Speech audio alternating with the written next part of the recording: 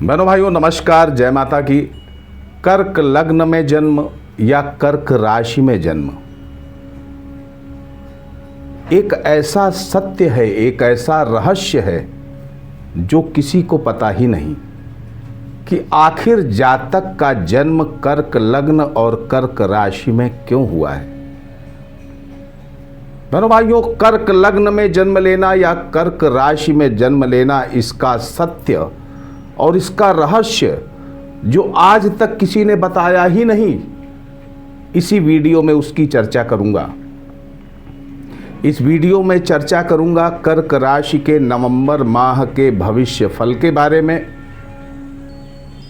चर्चा होगी इस माह कर्क लग्न और कर्क राशियों वालों का जो सौभाग्य है वो कहाँ छुपा हुआ है, किस भाव में छुपा हुआ है। इस महीने नवंबर के महीने में उसके जीवन में चैलेंज किस भाव से आने वाले हैं, जिन्हें उसे मुकाबला करना ही करना पड़ेगा। इस वीडियो में चर्चा करूंगा कर्क राशि कर्क लग्न वालों के व्यक्तित्व के बारे में, उनके स्वास्थ्य के बारे में, उनकी संभावनाओं के बारे में। चर्चा होगी आपके आर्थिक व्यवस्थाओं पर, आपकी नौकरी पर, आपके व्यवसाय पर। चर्चा होगी आपके दाम्पत्य जीवन और पारिवारिक जीवन पर। चर्चा होगी आपके प्रेम संबंधों पर, आपकी प्रतियोगी परीक्षाओं की तैयारी के रिजल्ट्स पर।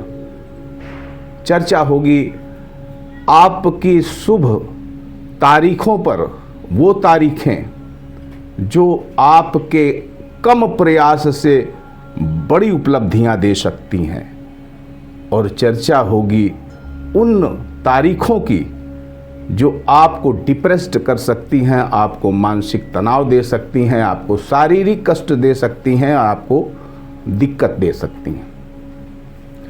इस वीडियो में इस बात की भी चर्चा होगी कि कौन से वो सत्ता है परमात्मा की जो आपको सदैव रक्षा करती रहती है और आपकी तरक्की में आप उस सत्ता की परम भूमिका होती है, परम सत्ता की। तो उस सत्ता के बारे में समझेंगे, ईश्वरीय स्वरूप के बारे में समझेंगे और कुछ सुझाव दूंगा इस नवंबर माह में जो आपको करना ही चाहिए। बहनों भाइयों, आइए प्रारंभ करते हैं वीडियो। मैं हूं पंडित दिनेश नारायण पांडे और आप देख रहे हैं अपना लोकप्रिय चैनल ग्रहवाणी। अगर आप कर्क लग्न या कर्क राशि के व्यक्ति हैं तो मेरा सुझाव है कि इस वीडियो को लास्ट तक देखिएगा। अच्छी जानकारियां जो आपके लिए कल्याणकारी हो सकती हैं वो आपको मिलेंगी। बहनों भाइयों, कर्क लग्न में जातक का जन्म या कर्क राशि में जातक का जन्म यानी मोक्ष त्रिकोण के मोक्ष बिंदु से आपका जन्म हुआ है। मतलब क्या है इसका?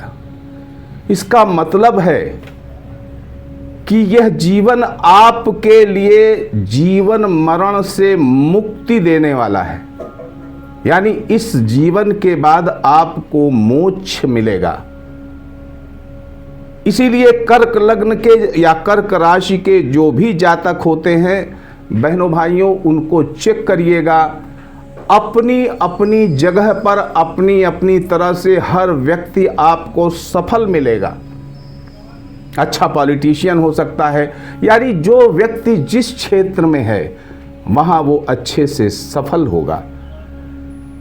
ये जन्म आपके मोक्ष की अंतिम परीक्षा है, यानी फाइनल एग्जाम है।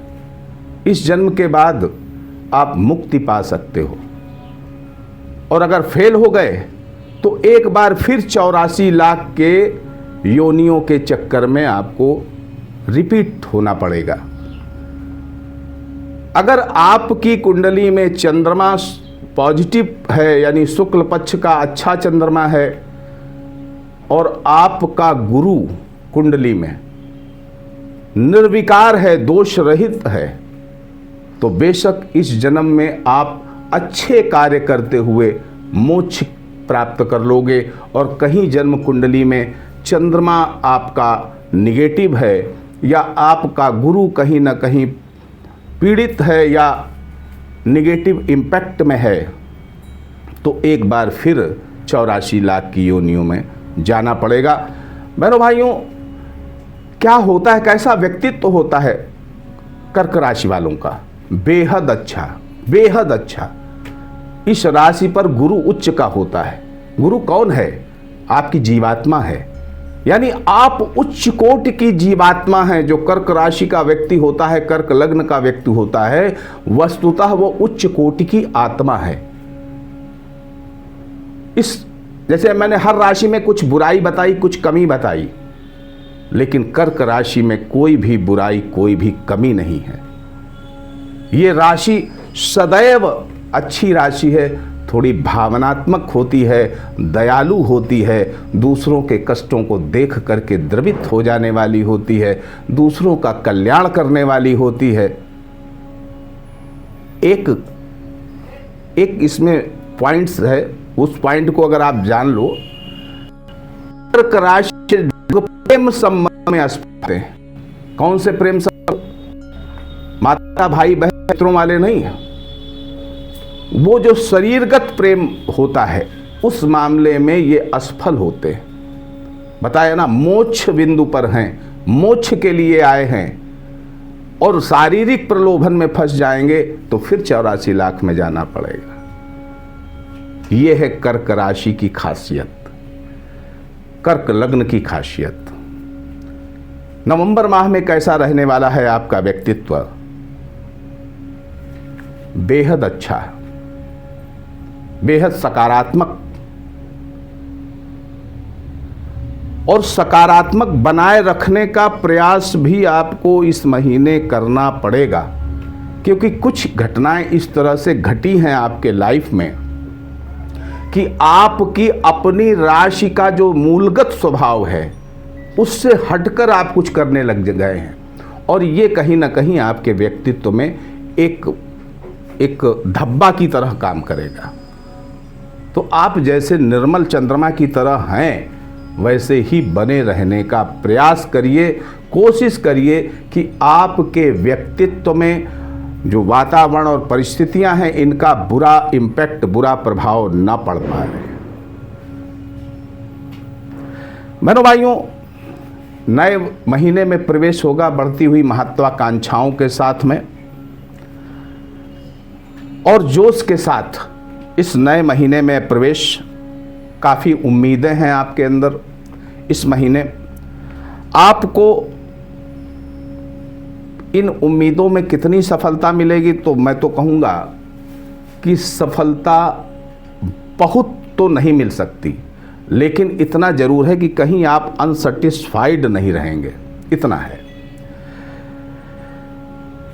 लग्न पर मंगल की स्थिति, राहु की दृष्टि और शनि की दृष्टि, लग्न पर आपकी लग्न राशि पर मंगल की दृष्टि, राहु और शनि, मंगल की उपस्थिति और राहु और शनि की दृष्टि, मतलब ये है कि यश कीर्ति तो बढ़ेगी, बेशक यश कीर्ति बढ़ेगी, गुडविल बढ़ेगी, लेकिन खड़ाष्टक योग है। शनि से मंगल का खड़ाष्टक योग, राहु की दृष्टि मंगल पर, ये बाधाएं पैदा करने वाली है।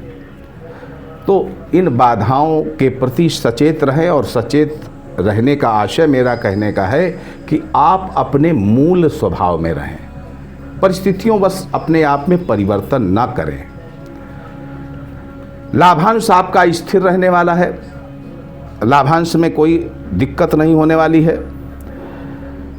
कुछ इच्छाएं अधूरी भी रह सकती हैं इस महीने। इम्यून सिस्टम बिल्कुल मजबूत रहेगा, कोई रोग और व्याधियां इस महीने आपको परेशान नहीं कर सकती हैं।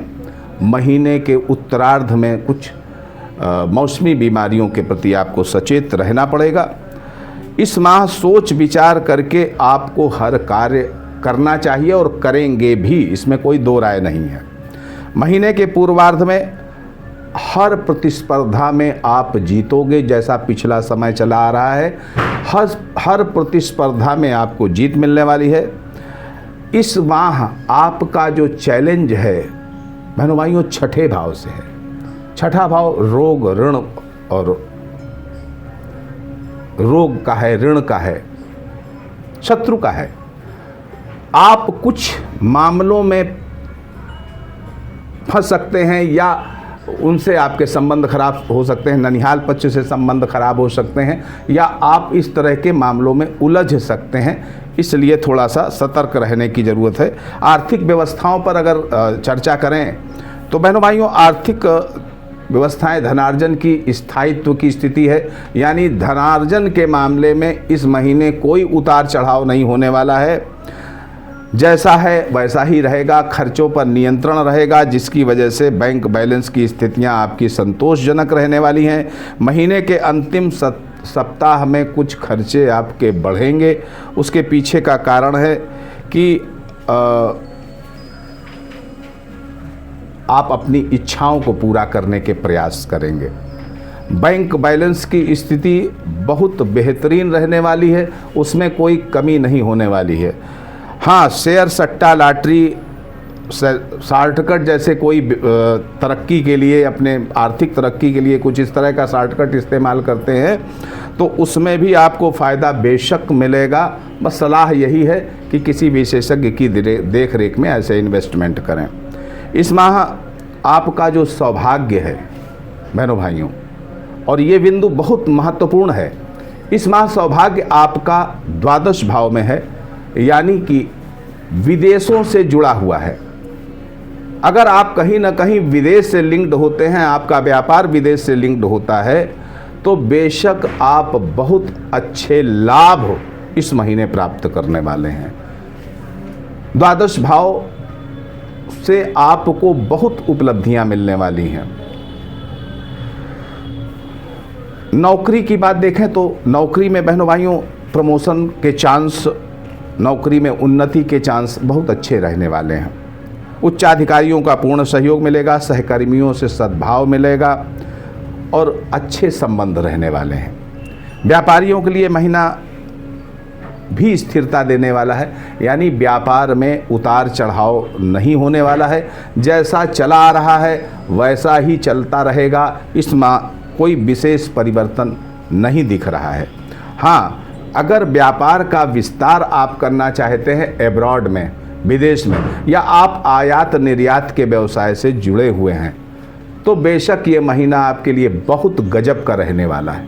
बहुत अच्छी उपलब्धियां इस महीने आप विदेशी व्यापार से प्राप्त कर सकते हैं। अच्छी तरक्की मिलेगी और व्यापार के लिए आप अगर इस तरह का प्रयास करते हैं विदेश से लिंक करने का या व्यापार को विदेश तक ले जाने का, तो ये महीना बहुत उत्तम है।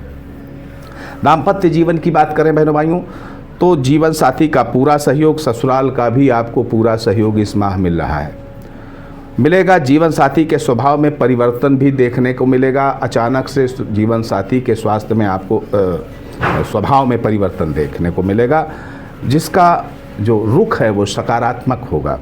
प्रेम संबंध सामान्यतः सुखद होगा।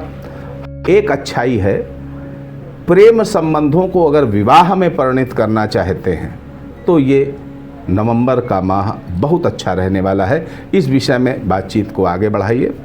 प्रतियोगी परीक्षा में सफलता के पूर्ण अवसर हैं, बिल्कुल सफल हो जाएंगे। ओवर कॉन्फिडेंस से बचना होगा। तैयारी अपनी पूरी रखिए, रिवाइज करते रहिए, ओवर कॉन्फिडेंस में ना रहिए। बिल्कुल सफलता के योग हैं, अपेक्षित तरक्की मिलेगी। संतान की बात को देखें तो संतान का सुख आपका अच्छा है, फिर भी आपको संतान के प्रति थोड़ा सजग रहना चाहिए। उसके स्वास्थ्य के प्रति और उसकी तरक्की के प्रति आपको थोड़ा सा एक्टिवेट होना पड़ेगा। सुझाव यही है बहनों भाइयों, अभिमान से इस महीने बचना चाहिए आपको।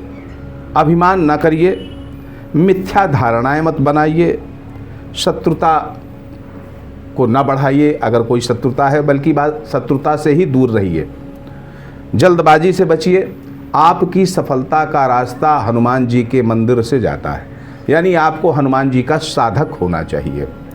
बहनों भाइयों, इस महीने की अनिष्ट तारीखें बता दें, नोट कर लीजिए। ये तारीखें आपको परेशानी में डाल सकती हैं। 1 तारीख, 2 तारीख, 4 तारीख, 10 तारीख, 11 तारीख, 13 तारीख, 19 तारीख, 24 तारीख, 27 तारीख, 29 तारीख, ये थोड़ा सा मानसिक तनाव देने वाली हैं। और अच्छी तारीखें जिनमें आप कुछ भी कर लो हो जाएगा, वो है 6, 7, 8, 9, 14, 15, 17, 21 और 22। ये जो मानसिक तनाव देने वाली तारीखें हैं, ये आर्थिक नुकसानदेह ऐसा नहीं है, लेकिन हाँ कहीं ना कहीं थोड़ा सा परेशानी मानसिक रूप से होती है। और ये जो शुभ तारीखें मैंने बताई, इसमें आप किसी भी कार्य को करिए, आपका काम 100% पूरा होगा।